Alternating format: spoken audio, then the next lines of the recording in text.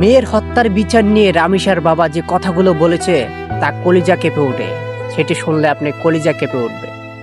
তার বাবা বলেছে, বিচার চাই না, আপনারা বিচার করতে পারবেন না। ঠিকই তো বলেছে। এই দেশে কোন দর্শকের বিচারটা হয়েছে বলেন? কোন দর্শকের বিচারটা ফাঁসি আদেশ হয়েছে বলেন? হ্যাঁ, রামিসার বাবা জানে এই দেশের বিচার হবে না, বিচার চেয়ে লাভ নাই, আমার মেয়ে মারা গেছে ও পর্যন্তই।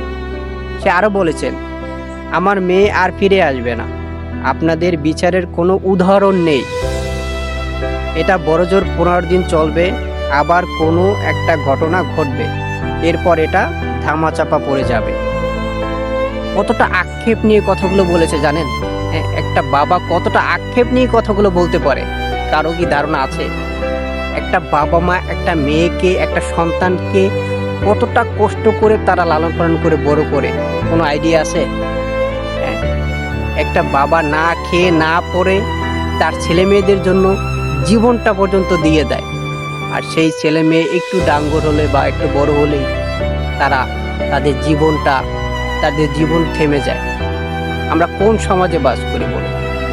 আমরা চাই এই আইনের পরিবর্তন হোক, এমন একটি আইন নির্ধারণ হোক যেটা এই ধরনের অপরাধ করলে তাদের যেন মৃত্যুদণ্ড হয়। আমরা সরকারের কাছে এই প্রত্যাশা বা এই দাবি জানাচ্ছি।